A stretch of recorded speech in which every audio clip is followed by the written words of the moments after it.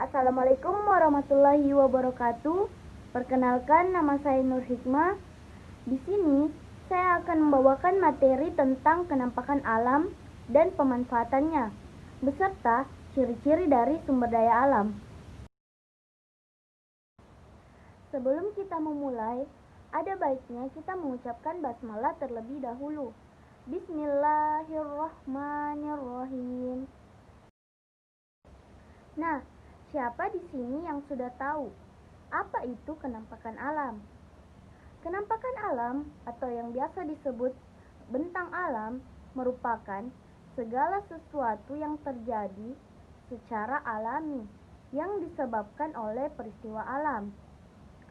Peristiwa alam itu yang akhirnya akan membentuk permukaan bumi melalui proses lipatan dan juga patahan.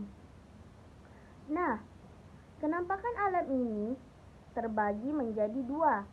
Yang pertama itu kenampakan alam daratan, dan yang kedua kenampakan alam perairan. Contoh dari kenampakan alam daratan ialah dataran tinggi dan juga dataran rendah. Sedangkan contoh dari kenampakan alam perairan ialah pantai.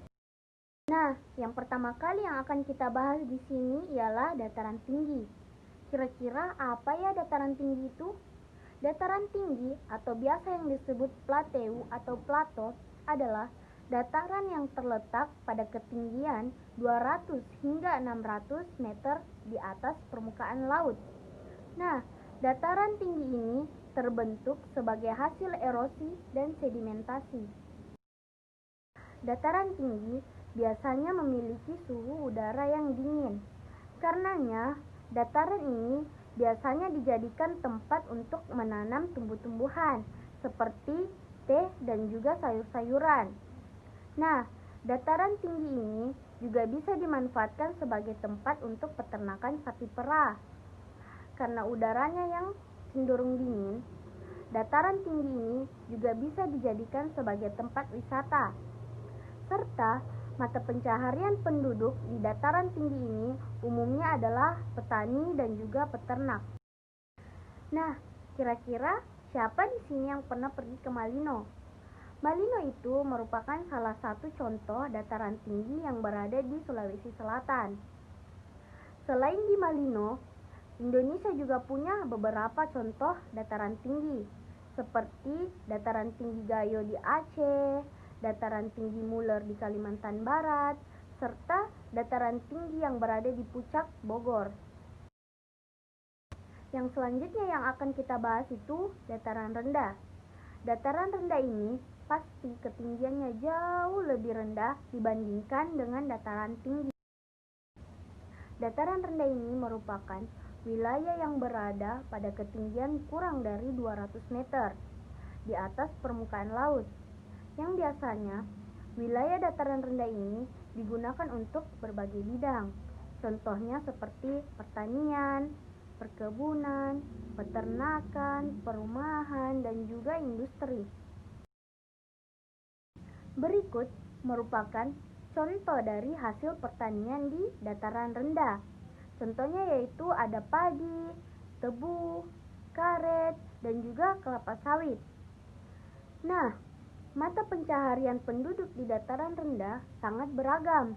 Contohnya adalah petani, peternak, dan juga pegawai perusahaan.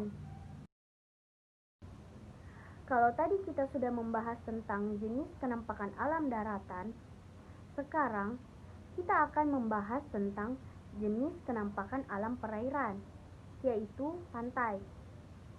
Pantai atau pesisir merupakan sebuah bentuk geografis yang terdiri dari pasir dan terdapat di daerah pesisir laut. Daerah pantai menjadi batas antara daratan dan perairan laut. Daerah pantai umumnya landai dan juga berpasir. Namun, ada pula pantai yang berupa tebing. Nah, Indonesia merupakan negara kepulauan. Jadi, Indonesia memiliki banyak sekali pantai. Ada berbagai macam pemanfaatan pantai. Yang pertama, pantai digunakan sebagai tambak. Tambak dalam perikanan merupakan kolam buatan. Nah, yang biasanya dimanfaatkan sebagai sarana budidaya perairan atau biasa yang disebut aquaculture. Hewan yang dibudidayakan adalah hewan air. Contohnya ada ikan, udang, ataupun kerang. Nah, yang kedua itu adalah pertanian garam. Air laut ini dimanfaatkan sebagai tambang garam. Air laut atau air garam itu akan dimasukkan ke dalam kolam besar dan air akan dipisahkan dengan garam melalui proses penguapan alami yang memungkinkan garam untuk dipanen. Selain untuk tambak, juga pertanian garam, pantai juga digunakan sebagai pertanian rumput laut. Mari kita akan membahas pembahasan selanjutnya. Salah satu contoh sumber daya alam adalah tanaman. Tanaman ini ada yang bisa hidup dengan baik di dataran tinggi. Namun, ada juga yang hanya bisa hidup dengan baik di dataran rendah. Apa saja sih contoh tanaman tersebut? Nah, yang pertama itu ada tanaman padi. Padi ini umumnya tumbuh di dataran tinggi ataupun rendah yang beriklim tropis. Karena padi ini membutuhkan tanah yang banyak mengandung humus dan juga pengairan yang cukup.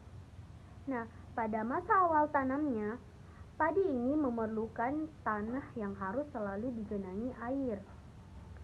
Padi ini biasanya ditanam di lahan yang terbuka.